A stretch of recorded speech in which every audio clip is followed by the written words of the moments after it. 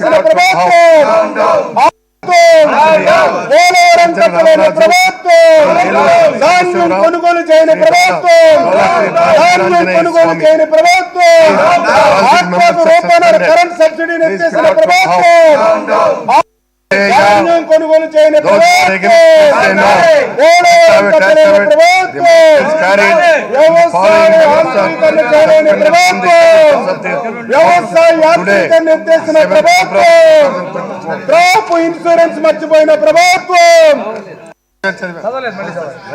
లేదని నేను చదువుతున్నా.